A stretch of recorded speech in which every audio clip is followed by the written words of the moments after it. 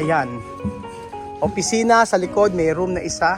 Na sakaling gabihin si Kuya Raul at magbabantay si Kuya Jose at si Kuya Beljo. Diyan po sila matutulog. Kailangan po kasing may bantay sa resort. Magandang araw po sa inyo mga amigo. Kumusta po ang buhay ng bawat isa? Naku, ito po tayo sa may pinapagawa natin ng Villa Francisco. Casa Francisco. Tingnan nyo, napakabilis niya. Ayan. Pang 8 araw po, mga 8 araw o 8 or 9 days. Alin sa dalawa? Hindi ko sure. Pero ayan o, napakabilis po. Yung swimming pool po natin, ayan, medyo malapad po siya. Hindi po siya makitid. Tinginin na naman siyang maliit. Pero ito yung pambata, ito yung pang ano, pang may edad. Ayan po. Ngayon po ay nagbubuhos na sila and then by next week daw ay mag-flooring na tayo. Grabe ano.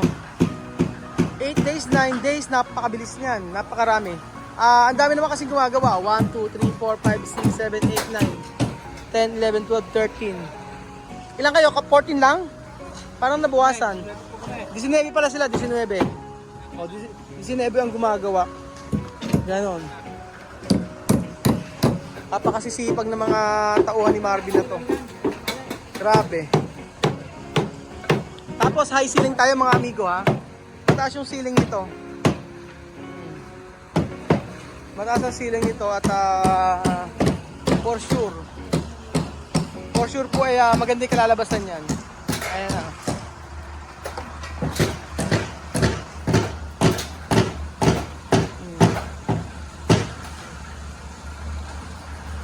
Marvin, anong taas nito? 3 meters po. 3 meters. Ilang patong na ng hollow blocks to? Ito po, ano po natin, 12 po ito. 12, tas biga. Biga po, opo. Oo, 12 biga, tsaka ilan yung patong pa? Yun na nga po yun, 12 po sa kabiga. 12 biga. Hindi okay na yun. Po, may yung beam na. Yung ano na. Pero po yung elevate natin dito. Pero pa yung elevate dito. Tatlong patong po ito yung kabiga. 3 patong tsaka biga. Oh, 3 patong at tsaka biga. Mataas siya, no? Apo. Mataas siya. Magandang tingnan. Apo, para po maganda. Nasa puting po mababa. Ay pag tumating yung panahon ay tinaas ng kalsada, maiiwan. Maiiwan, ano? Hindi maiiwan to, no? Hindi po. Oo. Malaki po taas nito sa kalsada. Yung opisina okay lang, no? Apo. Hindi po, nakaangat din po tayo doon. Ilan? Patong sa kabiga. 1 patong at biga. 1 patong na hollow block tsaka biga. Okay. Apo, kaya po medyo mataas. Next week, ang mangyayari dito ay flooring na. Apo, flooring po sa Flooring at bubong na next week. Apo, ayun po, nakadyan na po yung pambubong. Ayun. Ayan, flooring daw po next week at saka bubong na, sabi ni Kuya Marvin nyo. So, eto Marvin, gusto kong tanong to. Sa opisina, bali at banyo. Apo, CRP dito. Tapos saan ang room? Ito po, division po yun. May hasa po. Saan ang division yan? Dito po sa gitna po ito. Maluwag din pala yung opisina. Po ang opisina. Anong bed ang kasya dyan? Single? Kahit double po kasya. Sir yan. Maluwang. Tingin nila maliit. Apo, 3x3 sir yan. Pero ang flooring, ang ano nito, ang bubong niya, hanggang saan? Pero di po. Halos sumunod po dyan sa ilalim po ng biga na yun. Mataas din pala, no? Oo. Tapos po, yung huhuli pa po kasi ng safety tank dito, kaya po hindi pa po isinasa. Oo, kasi sa CR, no? Apo, para po sa CR. Para may sarili po siyang CR. Oo. Huwag na masyadong Apo, hindi naman Pag masyadong malalim, kasi ano lang naman yan eh. Apo. Tapos meron na tayong, eto, Ito po yung gamit po natin sa pambubong. sa pambubong to. Ito po. Tapos meron na rin po tayo ditong ibang gamit mga amigo. Pakita ko sa inyo. Ayan. Pag nahulog, hulog. Ayan. Ito na yung ating, ito na! Promise na tayo, may Ito na. Hindi pa kasi nakakabuhos ng biga, may yero na. May yero na tayo. Kaya lang, bakit ganito yung ginamit nyo? Wala bang hindi kinakalawang? Hindi, naturon sir sa bakal yan. Natural ba yan? Ang gamitin natin, kinakalawang. Bakit yung iba yata hindi kinakalawang? Hindi po sir. Parang nagtitipid na sa second project. Yung iba po sir kasi tubular ang ginagamit. Tubular, ba't nga ba ganon? Para sa amin po sir, hindi siya advisable. Dahil? Hindi siya napupul weld. Ispat-ispat lang. Tama, okay lang naman, nagagamit din Oo. po. Hindi ba kakalawangin to pag ano? Pa-primer naman sir. Oo. Pa-primer po yan bago po isang Pa-primer. Pero saan naman po, mas matibay. Mas okay to. Sa mga gym, ganyan din po ang ginagamit. Yan. Kesa yung hindi kinakalawang. Kinakalawang din sir yun. Kinakalawang ba yan? Galvanized lang po yun. Kumbaga sa una maganda lang tingnan sa una. Oo. Pag nadating ang time, kakalawang niya. Pag lumipas na yung galvanized niya. Ito na, mas matibay to. Ako, mas matibay po ang angle bar. Kaya po, nakatayo po sala-sala. Ayun po kasi single lang. Oo. Ayan. Eh yung bubong natin, di ba ibang klaseng ano niyang kapal? Apo, yan po yung 0.5 po. Ano? 0.5 lang. 0.5. Apo. So mas makapal yan. Apo. Ano pinakamakapal? May mga special sir na sukat, may mga Oo. 1.0 na ano na makapal na. Yung tapos po meron po na 0.6 ganun, depende Ah. sa. Pero ito magandang klase na to. Apo, ayun, sa makapal po. Hindi naman siya tinipid. Ay, hindi po. Hindi tinipid. Apo, yan po ang bagong labas, kulay gray po. Ito ang bagong labas ko. Ay, makapal nga. Hindi ko naman po kayo sir. Oo nga eh. Bibigyan na. Siyempre, lagi akong binibigyan ng option ni Marvin. Kung ano mas matibay, mas maganda. Apo, Para alam natin. Kasi magbibigay ka sa akin ng manipis tapos sa huli, apo. 'di ba? Masisisi kita. Meron pa pala dito. Ito. Kompleto na po yan, kaya isasampa na lang po yan. Kaya Ayun po, pala eh. bago po ipasampa natin, Pinturahan na po. Pipinturahan na muna. Oo, sa. Spray na natin. Para po, Kaya nga maganda yung binibigyan mo kami ng option para at least, di baling mahal. apo. Sure Kaya naman sir, ang kung tubular ang gusto nyo pala, laki ang sana natin picture. Sa Kasi laki. po ang tubular po, isang piraso po, sa 1,000 plus lang po. So ibig sabihin mas mahal to. Kasi sir yan, isang side pa lang, asa 7 to 800 ka na. Dalawang side ginagamit mo, may sala-sala ka pa. Pag tubular, Sa tubular po, wala, single lang yun. yun lang ang gagamitin. Opo, isa lang. Ibig sabihin mas makakatipid ka pa ron. Opo, kasi po yun siya, pag tinayo nyo, tinapakan nyo, yumuyok-yok. Yan, kahit itayo mo, tinapakan mo, hindi mo siya kaya.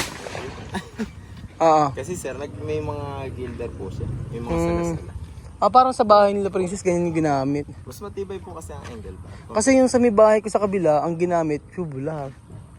Yun. Okay din naman sir, kaya Yun ang ginamit niya. Yung sa bahay ko, kasi puro pa ganun lang siya. kahit na po, compare mo dyan sir sa ano, mas matibay ang angle bar. Mas Kahit matibay. Po sa, tanong sa mga advisor na Na kung anong gagamitin. ang tubular po, ispat-ispat ng tacking lang siya nagagawa. Hindi po siya na po full weld na talagang full weld talaga. Kamukha ng mga angle bar, makakapal siya, na po full weld. So ayan po kami nagbabalik mga amigo. At after 9 days po, ito po yung natapos. Papakita ko po sa inyo yung 9 na araw na pagtatrabaho po dito sa may ating Casa Francisco, Villa Francisco. Grabe. May swimming pool na. Tapos na. Ayun mga amigo. Talaga na ng biga. Napuran nila. Eto, hindi natapos nung nakaraan eh. Pero halos tapos na eh. Ayan, tayos na nga susunod eh. So naglalagay na sila ng mga panambak. At sa makalawa ay for sure ay sisimento na to. Bukas lang masisimento na yan eh no. Bukas. Bukas ay masisimentohan na to. Ang laki din pala ng kitchen niya. Ang laki ng kitchen niya. Akala ko tingin ng maliit ng una. CR tsaka kitchen. Ang laki. Lalo na itong room na to kapag kahit ito ay nalagyan ng semento. Yun po. And then, ito na po, ang swimming pool. Pakita ko sa inyo. Ayan po, nagbiga na po mga amigo. Hindi na makantay. Mas malaki to, mas malapad. Dito po ako excited mga amigo. Excited po tayo sa swimming pool na to. At sa ibang araw, tayo po ay bibili na lang tiles para po sa loob ng Casa Francisco. Ayan po. Charan. Malaki siya mga amigo. Yung sa may glass kitchen natin mga amigo, dalawang ganun po siya. Sa glass kitchen natin na pinagawa nung nakaraan ay dalawang ganun po siya kalaki. Yun po ang sabi ni Kuya Marvin. Halos dalawa, hindi pala dalawa, halos dalawa po. And then mataas po yung ating ceiling, high ceiling po yan. And then elevated po siya. Naka-elevate po siya. Naka-elevate po siya mga amigo. At ito yung pool. Ang ganda ng view pagka nakita nyo pong ganyan. Pagka nakita nyo yung ating katatapusan nito. Ganda yan. And then meron dito space na kaunti. Ayan. Para sa ating mga upuan, lamesa. Pero ayan, nabigaan eh. Okay na yan. Ang luwang eh, no? So, ganyan lang po. Hindi po tayo lagi mag-update. Pagka finishing na po, tsaka po tayo mag-update lagi. Para makita nyo po lahat ng pangyayari po sa ating pangalawang resort. Yan po.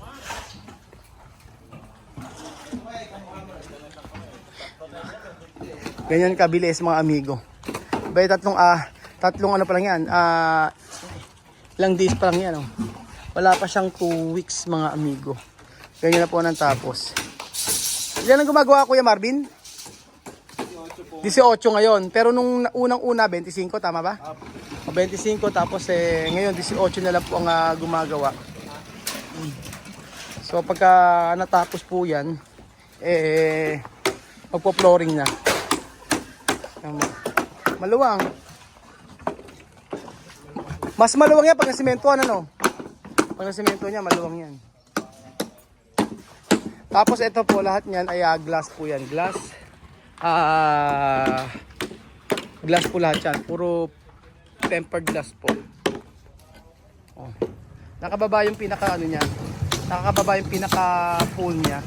Pero dito po sa part na to, sabi ko nga po elevated siya. Ayan. Kaya hindi maiiwanan tong lugar na to if ever na magtambak na magtagpak sa kalsada.